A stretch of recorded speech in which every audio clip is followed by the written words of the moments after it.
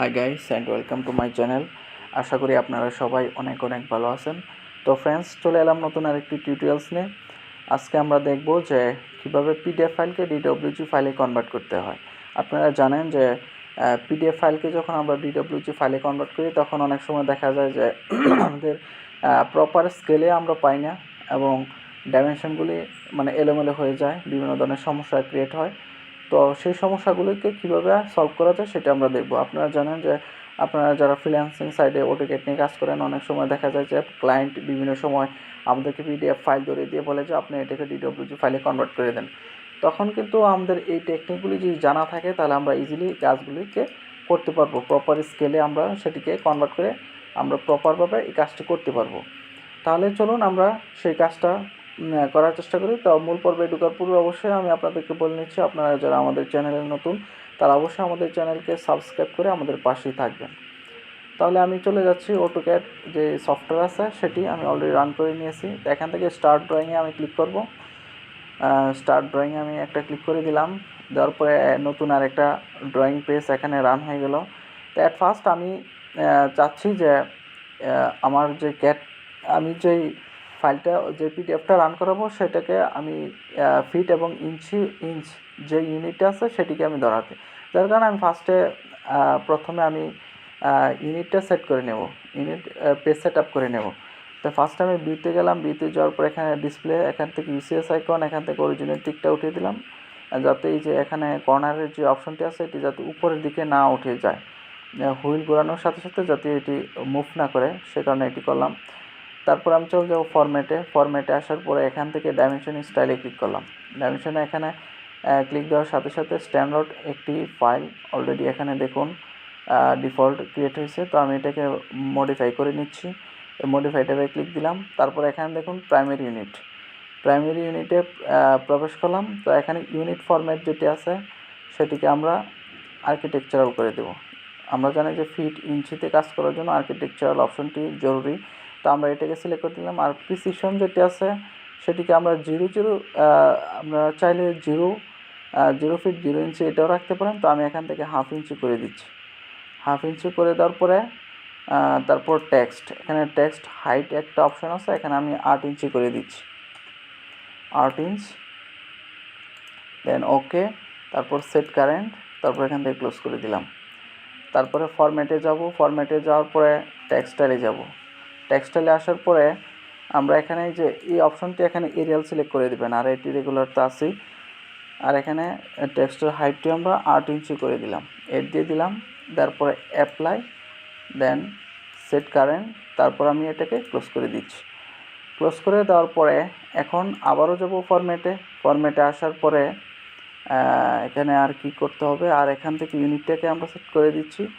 Unit set করার জন্য এখান থেকেও আমাদেরকে আর্কিটেকচারাল সিলেক্ট করতে হবে, আর প্রিসিশন অবশ্যই 1/2 ইঞ্চ। তো দেওয়ার পরে দেন ওকেতে ক্লিক করে দিলাম।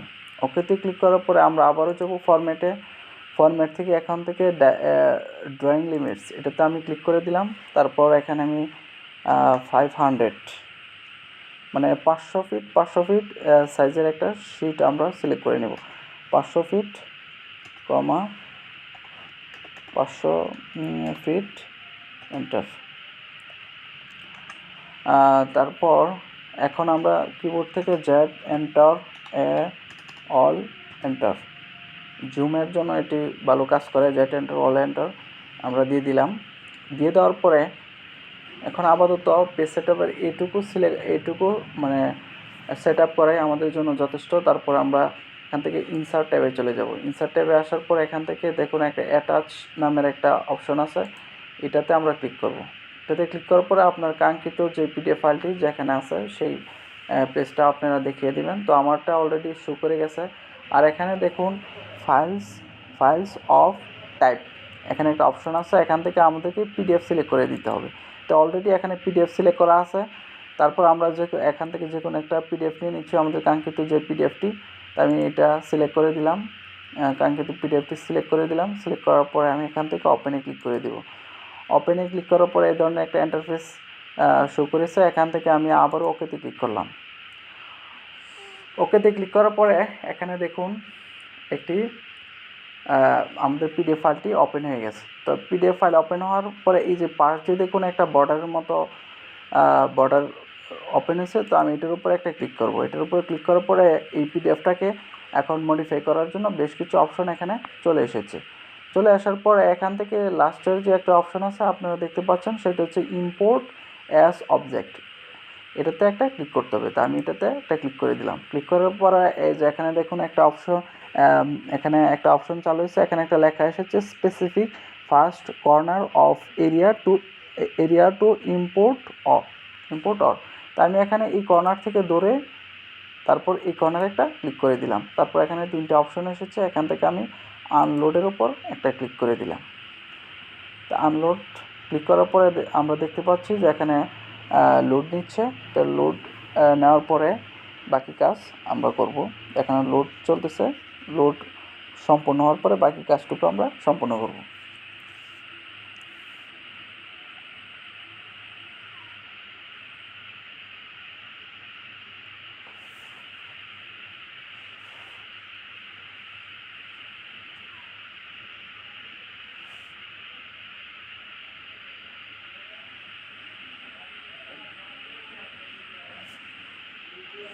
তো আমাদের লোড কমপ্লিট হয়ে গেছে। তো এখন এই যে দেখুন এখানে কিন্তু 54 ফিট 6 ইঞ্চি, মানে 54 ফিট 6 ইঞ্চি এটার ডাইমেনশন। তো এখন আমি দেখি যে আমরা যদি এখানে ডাইমেনশন চেক করার চেষ্টা করি তাহলে আমাদেরটা কত আসে। তো আমি এই যে এখানে পয়েন্টে ধরে আমি এই যে পয়েন্ট আছে লাস্ট পয়েন্ট, এটাতে আমি দিয়ে উপরে টান দিলাম। টান দেওয়ার পরে আমরা দেখতে পাচ্ছি যে আমাদের স্কেল একেবারেই ঠিক নেই, কারণ স্কেল একেবারেই ঠিক নেই। আমাদের স্কেল একেবারেই ঠিক নেই। দেখেন এখানে মাত্র 6.5 ইঞ্চি জায়গা দেখাচ্ছে। এটি হওয়ার কথা ছিল 54 ফিট 6 ইঞ্চি, 54 ফিট 6 ইঞ্চি। তো এখন আমরা এই 54 ফিট 6 ইঞ্চি এটাকে আমরা কীভাবে আনবো সেটাই আমরা দেখব। তো সেটাকে আনার জন্য আমাকে এখন স্কেল কমান্ড ইউজ করতে হবে। তো কিবোর্ড থেকে সি এন্টার স্কেল, তারপর আমরা এটাকে পুরোটাকে ধরে সিলেক্ট করে ফেলবো। সিলেক্ট করার পরে এখন আমরা কিবোর্ড থেকে এন্টার প্রেস করব। এন্টার প্রেস করার পরে আমি যেখান থেকে স্কেলটা নিব সেই পয়েন্টে আমি একটা ক্লিক করব। তো আমি এখানে একটা ক্লিক করলাম।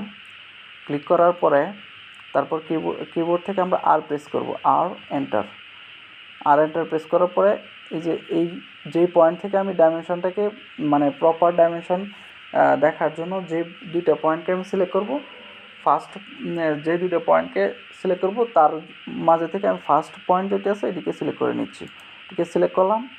তারপর লাস্ট ওয়ান কোন পয়েন্টকে আমরা সঠিক ডাইমেনশনে নিব, এই পয়েন্টে। তো এটাতে আমি একটা ক্লিক করে দিলাম। এখন দেখুন এখানে একটা অপশন এসেছে যে স্পেসিফিক নিউ লেন্থ অর, এটি এসেছে। এটি আসার পরে এখন আমাদেরকে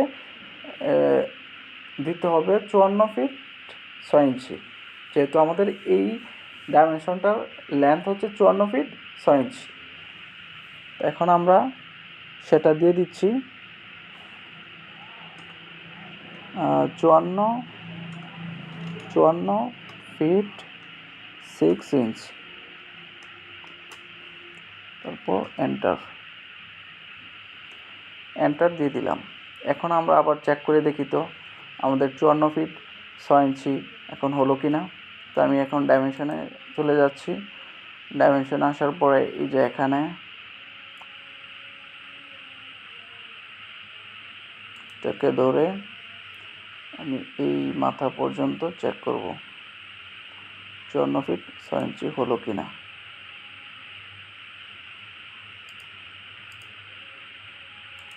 এখান থেকে স্টার্ট করে এখানে দেখুন 54 ফিট 6 ইঞ্চি অলরেডি হয়ে গেছে। তো এই যে দেখুন মাঝে দিয়ে কিছু দাগ পড়ে গেছে, আমরা এগুলোকে ইরেজ করব।